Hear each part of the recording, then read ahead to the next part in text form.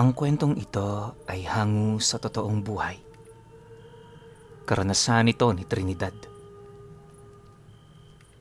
Walang eksaktong taon. San Ramon, Camarines Sur.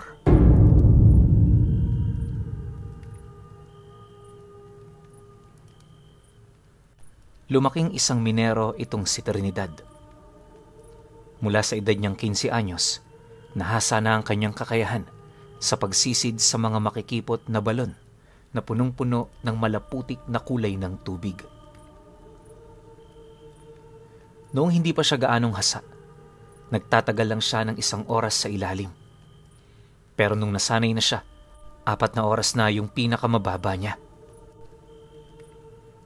Ayon sa kanya, ang pinakamatagal na oras ng kanyang pananatili sa ilalim ng balon ay nasa humigit kalahating araw. Walang patid yun dahil mabilisan lang yung naging trabaho. Paano ba naman kasi? Marami-rami rin ang reserbang ginto sa pinasukan niya, kaya para walang makasingit, nagdesisyon siyang manatili sa ilalim sa abot ng kanyang makakaya. Tandang-tanda pa niya nga noong pag-ahon niya, maraming minero ang galit sa kanya. Paano ba naman kasi? Inisip ng mga itong sinarili lang nila ang lahat.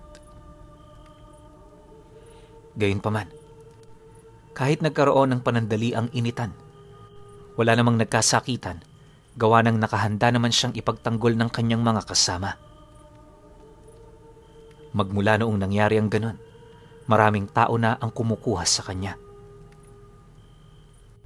Bukod kasi sa sukat na ng mga ito ang kanyang kapasidad, alam din nilang bata pa ang pag-iisip ni Trinidad, kaya inaasahan nilang madali itong mabibilog sa oras ng hatian. Subalit, ang inakala nilang yon ay napakalabo palang mangyari. Kahit saan man kasi siya noon magtrabaho, palagi niyang kasama ang bulag niyang ama na nakahandang magbigay ng payo sa kanya. Dahil sa hindi yon isinilang na bulag, alam na nito ang mga kalakaran ng kanyang mga kaedad. Sa oras na napapansin itong nilalamangan na ang kanyang anak, siya na mismo ang nakikipag-usap. Siyempre, para hindi naman umalis sa kanilang grupo itong si Trinidad, wala silang magagawa kundi hatian yon ng tama. Yun nga lang, pagkatapos ng hatian nilang yon, hindi na rin siya doon nagpapakita. 1 beses lang kasi siyang madala at alam niya na kapag ginawa yun ng tao sa kanya, may posibilidad na muli itong maulit. Dahil sa ganoong pangyayari, imbis na sumama pa siya kung kani-kanino, nagdesisyon na lamang siyang gumawa ng balon kasama ang mga taong malapit sa kanya. Sumatotal, ang naging kasama niya noon, ang tiyuhin niyang si Poyo, ang tatay niya, at ang kapatid niyang si Bonbon. Maliban sa kanya, ang mga kadugo niyang yon bagong-bago lang sa ganoong larangan, pero dahil sa hirap ng buhay at kawalan ng maayos na trabaho, napilitan na itong pasukin din ang kanyang gawain. Matagal na rin kasi itong hinihimok ni Trinidad na sumama sa kanya. Dahil na rin sa siya mismo, nakikita niya ang pagtitiis ng mga ito. Sa mga unang buwan nila sa minahan, naging maayos naman ang lahat. Kokonti pa lang kasi ang humuhukay doon, kaya medyo marami-rami pa ang gintong kanilang nakukuha. Oh, baka isipin ninyo, yayaman na sila Trinidad sa gramo-gramong naiaahon nila noon sa lupa. Pero nagkakamali kayo. Napakamura pa kasi noon ang ginto. Halos tamang-tama nga lang para sa pangtustos sa kanilang mga pangangailangan. Minsan nga, kulang pa at yung masakit, nag-aabono pa sila para sa 2 araw nilang pagpapagod. Ganun pa man, kahit minala sila paminsan-minsan, hindi ito dahilan para talikuran nila ang kanilang mga nasimulan. Sa pagtagal pa ng kanilang paghahanap buhay, hindi na rin sumama sa kanila itong si Bonbon. Nakuha kasi itong tagaluto ng tinapay sa bayan, kaya mas pinili nitong tanggapin ang pagkakataong yun. Siyempre bilang kapatid niya ito, suportado niya yun sa lahat ng bagay. Alam naman din kasi niya, gumagawa yun ng paraan para sa pamilya nila. Dahil sa pagkawala nito, siya na lamang at ng tiyuhin niyang si Poyo ang nagpapagal sa pagmimina ng ginto. Hindi naman kasi nila basta-bastang napagtatrabaho ang kanyang ama, lalo na't hindi yun nakakakita. Ang kadalasang trabaho lang din ito, tagahiwalay ng malalaking bato sa mga gabutil na batong inaasahan nilang merong ginto. Tapos silang dalawa naman noon, salitan sa pagsisid sa ilalim. Pero kadalasan, siya ang tumatagal dahil siya lamang ang may matibay na resistensya para magtagal sa ilalim. Hindi man sa pagmamayabang pero kahit napakadilim ng ilalim ng balon, dala na rin ang kasanayan nitong si Trinidad. Pakiramdam niya, nakikita na rin niya ang bawat batong isinisilid niya sa timba. Dahil sa lakas ng kanyang pandama, halos wala siyang naisisilid na mga patay na bato kung tawagin. Naging pabor naman yun para sa kanila, lalo pat mababawasan nito ang bigat ng kanilang mga trabaho. Pero, ika nga ng mga matatandang minero sa kanila, hindi habang buhay, buhay ang balon na pinagkukunan nila. Darating at darating sa puntong mauubos ang reserba nito, na siya namang magiging daan para maghukay sila ng panibago. Inaasahan naman yun nila Trinidad, kaya habang malaki pa ang kitaan sa balon na yon, naghahanap na sila ng panibagong pwesto. 6 na buwan pa ang lumipas, nang maubos na nga ang ginto sa ilalim nito. Dali-dali naman silang pumanhik sa susunod na lokasyon na kanilang nasuri. Upang walang makauna sa kanila sa lugar na yon, isinikreto muna nila ito hanggat hindi pa nila nasasagad ang kapasidad ng balong kasalukuyan nilang pinagkukuhanan. Hindi naglaon. Nang mapansin nilang pakunti na ng pakunti ang kanilang kinikita, doon na sila nagpasyang lumipat. Di naman yun naging mahirap sa kanila kahit papaano, lalo pat kumpleto naman sila sa gamit.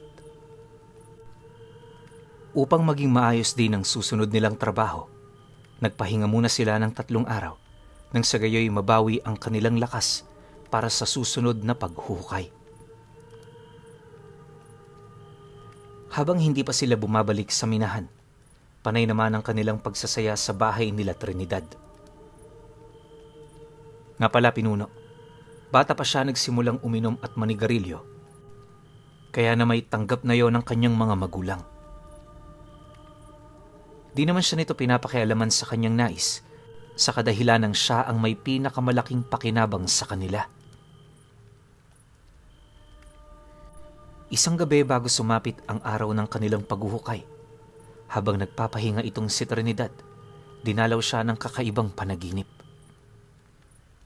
Hindi niya mawari kung anong ibig sabihin nito, pero base sa kanyang mga nakita doon, may nahukay siyang isang antigong banga na naglalaman ng likido sa loob. Pagbukas niya rito, bumungad sa kanya ang isang kakaibang halimuyak na unang beses lang niyang nalanghap. Ang amoy nun, parang pinaghalo-halong klase ng rosas. Pagsilay naman niya sa kulay asul na likido sa loob nito, bumulong sa kanya ang isang napakagaan na boses na nagsasabing inumin ito. Matapos naman niya itong marinig, lahat ng kanyang mga kasama sa paghuhukay, bigla na lamang nawala. Yung damuhan din sa paligid nila, naging isang napakalawak na ilang na pinaliligiran ng mapuputing bulaklak. Kasabay ng pag-iba ng paligid, ay ang paglapag naman sa kanya ng isang engkantadang may napakaputing kasuotan. Napakakinis din ng balat nito. Tapos meron yung 4 na mata. Nasipat niya rin ang kakaibang korona sa ulo nito na animoy nakalutang lang sa ere. Kapag gumagalaw din ang nilalang na yan, sinasabayan nito ng kakaibang presensya na siya namang mas lalong nagpapahiwaga rito. Walang kaide-ideya si Trinidad kung ano ang nilalang na yon, pero base sa kanyang mga nararamdaman, alam niyang mabuti ito. Matapos naman niyang masaksihan ang kanyang kakaibang panaginip, agad din naman siyang nagising. Pagsilay niya sa orasan, 1:00 pa lang ng madaling araw. Dahil sa masyado pa namang maaga, sinubukan niya pa noong matulog pero hindi niya na yun nagawa. Bit-bit ang kanilang gasera, pumanhik siya sa sala para magkape. Hanggang madaling araw din niyang pinag-isipan ang kanyang panaginip. Gawa ng nagbabakasakali siya na makakahanap siya ng kasagutan sa kanyang mga katanungan. Ngunit sa kasamaang palad, nanatiling malabo ang lahat ng yun sa kanya. Hindi naglaon. Pagdating naman ng tsuhi niya, dali-dali naman niyang inihanda ang kanilang gamit. Usap lang saglit, kain ng almusal, sabay punta na sa lokasyong napag-usapan nila. Pagdating naman nila sa lugar, wala silang ibang nakitang tao. Inaasahan naman nila ito gawa ng yung lokasyon na kanilang pinag-aaralan, hindi pa namimina ng kung sino-sino. Makalipas pa ang ilang minutong pamamahinga, agad naman silang nagsimulang magbungkal sa lupa. Mabilis na ang trabaho nila, kaya kahit inabutan na sila ng tanghali, tuloy-tuloy pa rin ito. Pagtungtong naman ng 2:00 ng hapon, habang kumakain silang tatlo, dumating yung grupo ni Manoy Felix. Yun yung taong una niyang pinagtrabahuhan, kaya nung nakita niya ito, matinding pagkagulat ang kanyang naramdaman. Gayunpaman, hindi niya ipinakitang nababahala siya sa pagdating ng mga taong yon, sa kadahilanang sila ang una roong pumwesto. Paglapit naman ng mga ito sa kanila, agad naman itong inakbayan ng kanyang ama, sabay wika ng, "Bakit ang layo ninyo? Marami ba rito?" Nang marinig naman yon ang tsuhin niya, agad naman yung umalma sa sinabi nito na siyang naging sanhi para sumabat yon. "Pakialaman mo lang yung mga gagawin nyo. Wala namang nagmamay-ari rito, hindi ba? Tsaka isa pa, imbis na dumaan kayo rito, bakit di kayo dumiretso sa pupuntahan ninyo? Papagabi na Inuna nyo pa ang makipagtsismisan. Kalalaki ninyong taong dadaldal ninyo." Dahil sa sinabi nito, tumawa lang naman ang lalaking yon habang dahan-dahang lumalayo sa kanila. Si Trinidad naman noon, tahimik lang, maiging nakikiramdam sa mga susunod na pangyayari. Alam niya rin kasing tuso ang taong yon, kaya kung sakali mang may binabalak ito, madali niya itong mauunahan gamit-gamit ang palang nasa harapan lang niya. Mabuti na lang, hindi na yon nakipagtalo pa, sa halip dumiretso na lang yon sa minahan. Pag-alis naman ito, nagpatuloy ang kanilang paghuhukay. Akala noon ni Trinidad, purong panaginip lang ang kanyang naging pangitain noong nagdaang gabi. Pero, nang mga 3 tao na ang lalim ng balon na hinuhukay nila, doon niya nasipat ang pag-usli ng isang maliit na banga na halos kakulay na ng lupa. Madali niya itong napansin, gawa ng hindi pa naman naaabot ng tubig ang kanyang kinaroroonan. Dala naman ang kanyang kuryosidad. Dali-dali naman niya itong kinuha, sabay bukas nito sa ilalim ng balon. Hindi niya na yun inahon pa sa itaas, gawa ng baka makita yon ng tsuhin niya. Pag-alis naman niya ng takip nito, agad namang bumungad sa kanya ang malarosas na bango. Maya-maya pa, pagsipat naman niya sa loob, kagayang-kagaya ng likidong nakita niya ang nilalaman nito. Dahil sa wala naman siyang kaide-ideya kung ano ang kanyang gagawin sa bagay na yon, minabuti naman niyang patuyuin muna ito sa kanyang tabi habang patuloy na naghuhukay. Pagtaas naman niya ng balde na punong-puno ng lupa, dahan-dahan namang tumigil ang kanyang mundo matapos niyang makarinig ng isang napakalambing na tinig. Ang ibinubulong ng tinig na yon sa kanya, walang iba kundi inumin ng langis na nilalaman ng maliit na garapon. Pagrinig naman niya sa katagang yon, pinilit niya pa itong pagdudahan pero kalaunay napilitan na rin siyang sundin ito. Wala man siyang kaide-ideya kung ano ang mangyayari sa kanya, buong pagtitiwala niyang sinunod ang kanyang kutob. Sa unang tikim, agad naman niyang napansin ang malapulot nitong lasa. Walang sabi-sabi, agad naman niya itong nilagok ng hindi humihinga at bago pa man bumaba ang balde na pinaglalagyan niya ng lupa, naubos na niya ito. Upang hindi naman yun makita ng tsuhi niya, pasimple siyang naghukay sa dingding ng balon para ibaon ang bagay na yon. Sa pagsapit ng gabi ng mismong araw, nailatag na nila sa bago nilang pagkukunan ng ginto ang lahat ng kanilang kinakailangan. Tuwang-tuwa na rin sila noon, gawa ng mababaw pa lang, may mga senyales na ng ginto silang nakikita.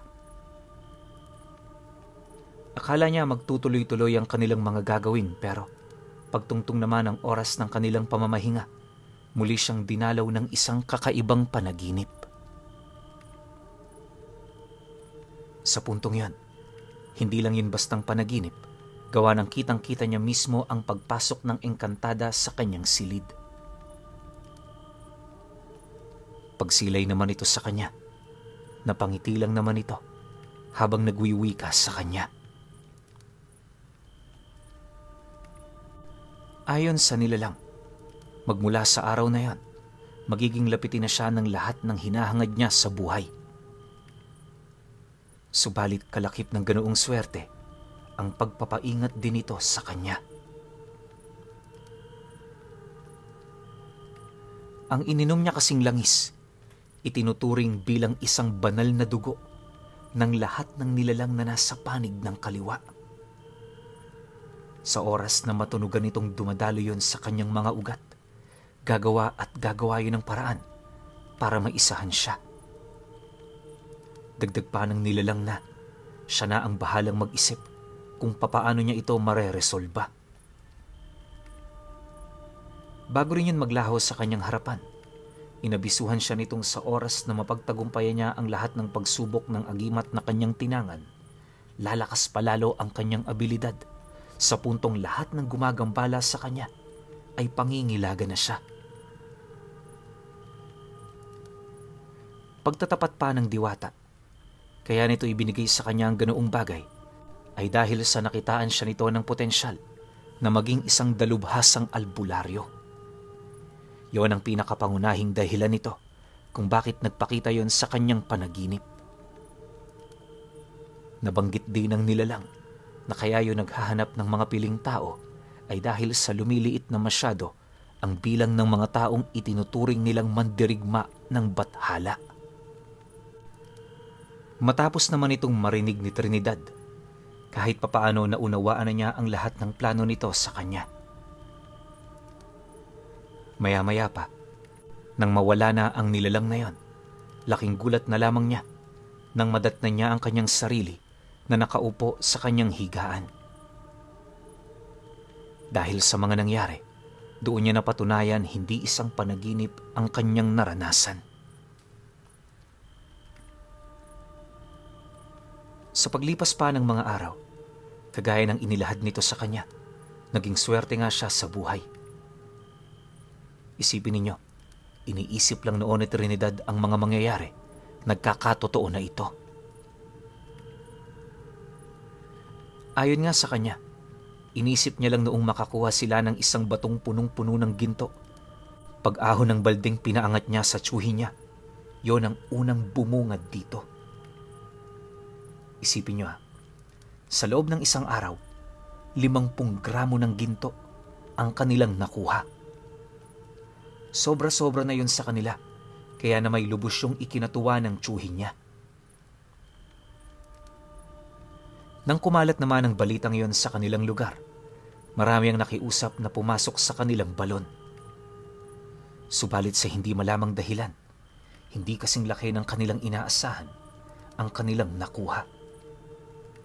Yung iba nagbabaka sakali pa, pero ganun pa rin ang kinalabasan. Dahil dito, inisip na lamang ng mga ito na baka naswertehan lang sila.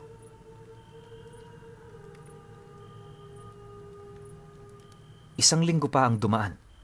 Tuwang-tuwa naman noon si Trinidad, gawa ng lahat ng kanyang inaasam sa buhay, madali niyang nakukuha.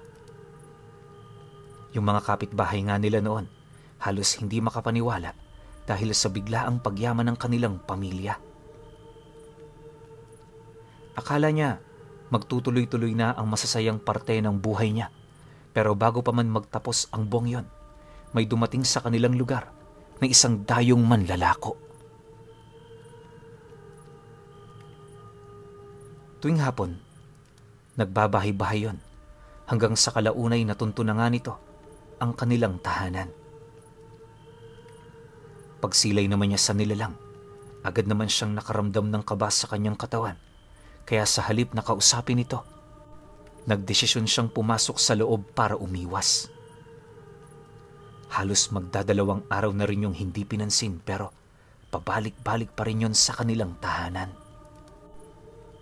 Nang hindi na maatim ni Trinidad ang pagpapakita nito, lakas loob naman niya yung kinumpronta, kung saan doon bumungad sa kanya ang asawa nitong parang bruha.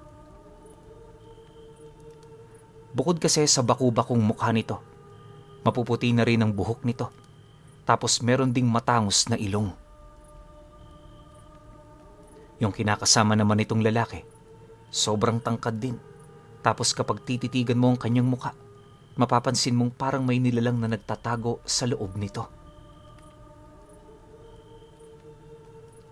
Pagsilay naman niya sa mga panauhing yon, agad naman niyang napansin ang pagngisi ng manlalako. Pagtitigan naman nilang dalawa, bigla naman yung napahawak sa kanyang balikat, sabay wika sa kanya ng, "Sa wakas natagpuan na rin kita." Nang marinig naman niya ang sinabi nito, agad naman siyang napaatras, hawak-hawak ang punyal na pinatalim niya noong nagdaang araw. Dahil sa naiilang na rin siya noong makipag-usap dito, siya na mismo ang unang tumalikod dito. Inakala rin niya kasing titigil na yon buhat sa pambabastos niyang ipinakita, pero pagtungtong ng gabi, doon na nga unti-unting nagbago ang lahat. Habang nagsasarado kasi sila noon ng bintana, may nasipat siyang isang malaking nilalang na lumipad sa kalangitan. Dala naman ang kanyang kuryosidad. Pinili naman niya itong pagmasdan, hanggang sa doon na niya nakita ang isang lalaking may pakpak. Nanlilisik ang mga mata, tapos nawawala ang kalahati ng katawan nito. Ang tanging nakalaylay lang din sa ilalim ng kanyang nahating katawan ay yung mga bituka nitong animoy tumitibok-tibok pa. Nang masipat naman yon ng kanyang ina, bigla naman siya nitong sinigawan na bilis-bilisan ang pagsasarado ng bintana. Matapos naman yung marinig ni Trinidad, buong puwersa naman niyang hinila yon pababa, sabay trangka rito gamit ang 16 na pako. Nang maisakatuparan na niya ang bagay na yon, agad naman siyang napaluhod sa ibaba ng bintana, dala na rin ng takot na kanyang naramdaman. Sa pagpapatuloy ng ganoong pangyayari, pansin na pansin naman nila ang pag-ikot ng nilalang na yon sa kanilang tahanan. Kung hindi pa nga noon sumapit ang 2:00 ng madaling araw, hindi pa aalis ang nilalang. Matapos ang mga pangyayari, nag-iwan niyo ng kakaibang amoy sa kanilang bahay na halos ikasakit na ng mga magulang niya. Pagpatak naman ng susunod na araw, hindi na rin siya nagdalawang isip na lumapit sa albularyo. Habang tinitingnan siya nito, may napansin naman yung kakaiba sa kanyang katawan na hindi naman ito matukoy kung ano. Dahil dito, pinili na lamang nitong pagtuunan ng pansin ang tungkol sa panggagambala sa kanya ng mag-asawang manananggal. Ayon sa albularyong kakilala nila, bibihira mangyari ang ganoon sa kanilang lugar, gawa ng wala naman doong naninirahang manananggal. Kinumpirma din ng matanda na siya talaga ang pakay nito, kaya naging palaisipan para sa kanila kung saan yun kumukuha ng galit para patayin itong si Trinidad. Dahil sa dami ng mga katanungang hindi nila kayang masagutan, minabuti naman ng matandang tumulong. Upang tuluyan na rin siya nitong malubayan, bago pa man sumapit ang takip silim, binigyan na siya nito ng mga kakaibang pangontra. Sinindak na rin ito ang dalawang nilalang sa pamamagitan lamang ng kawayan na isinukat nito sa kanyang buong katawan. Nagdesisyon din ng albularyong matulog sa pamamahay nila. Nang sa gayoy kapag maramdaman nito ang pagdating ng dalawa, ito mismo ang kukumpronta sa mga nilalang na yon. Nang marinig naman niya ang sinabi ng manggagamot, abot langit naman ang kanyang pasasalamat dito. Sa pagsapit naman ng gabi, wala namang gaanong masyadong nangyari. Yung mga nilalang kasi, hindi gaanong lumalapit dahil sa nakita nito ang matandang nagpapausok sa labas ng kanilang bahay. Sa loob lamang ng 3 araw nitong pananatili, tuluyan na ngang umalis ang mga nilalang. Inakala din ni Trinidad na doon na magtatapos ang lahat, pero lumipas pa ang mga buwan, nagkandaletse-letse na ang kanyang pamilya. Yung kapatid niyang nagtatrabaho sa karatig lugar, napaalis sa pinasukan nito, at ang masaklap pa sa lahat, umuwi itong may matinding karamdaman. Alam ni Trinidad noon na swerte ang agimat na nananalaytay sa kanyang dugo, pero sadyang hindi niya mapagaling ang kanyang mga mahal sa buhay. Makalipas pa ang ilang linggo, nabaliw ang kanyang tiyo Poyo, dahilan para bawiin nito ang sarili nitong buhay. Sa puntong yon, labis-labis na ang kanyang nararamdamang pighati, buhat sa mga nangyari. Pagkalibing naman ng kanyang tiyuhin, sumunod naman dito ang kanyang kapatid. Nung nagkaroon na rin ng sakit ang kanyang ina, doon na siya nagdesisyong kausapin na ang diwata na nagpainom sa kanya ng likido. Ang gusto niya kasing mangyari noon, malaman kung sino ang may gawa ng mga ganoong bagay sa kanyang pamilya at sa kung ano ang magagawa niya. Subalit sa kasamaang palad, inabisuhan siya nitong kinakailangan niyang tiisin ang lahat ng sakit na kanyang mararanasan dahil parte lang yon ng pagsubok. Pagtatapat pa ng nilalang, karamihan sa mga dalubhasang manggagamot, matinding kawalan ng dinanas bago sila umabot sa ganoong estado. Dagdag pa nito na, sa oras na malagpasan niya ang ganoong pagsubok sa kanyang pamilya, doon na dahan-dahang uusbong ang kanyang mga kakayahan. Magtiis ka lang at magpakatatag. Darating din ang araw na makakabawi ka. Magtiwala ka, Trinidad. Walang ulan sa mundong ito ang hindi tumitila. Payo ng diwata sa kanya. Matapos naman niyang marinig ang sinabi nito, pinilit naman niyang maniwala, pero nang mapansin niyang mamamatay na din noon ang nanay niya, hindi na siya nagdalawang isip pa na laslasin ang kanyang pulso. Sa pilitan niyang pinalabas dito ang agimat sa kanyang dugo, hanggang sa doon na niya nasipat ang unti-unti nitong pagtulo sa lupa. Matapos naman niya itong maipalabas, muntik-muntika na rin siya noong bawian ng buhay. Mabuti na lang nakita siya ng kanilang kapitbahay. Mabilis siya nitong sinugod sa ospital na siya namang naging daan upang makasalba siya sa tiyak na panganib. Magmula noong ginawa yun ni Trinidad, hindi na rin niya nakita pa ang diwatang palaging nasa isipan niya. Sa paglipas pa ng mga araw, bago pa man siya gumaling, muli niyang naramdaman ang panunumbalik ng dati niyang katawan. Akala niya, hinding-hindi niya yun pagsisisihan, pero sa paglipas pa ng mga taon, unti-unting nabuo ang mga katanungan ukol sa kanyang tadhanang tinalikuran at ang ipinagkaloob sa kanya na hindi niya mawari kung ito ba ay isang regalong likido ng diwata.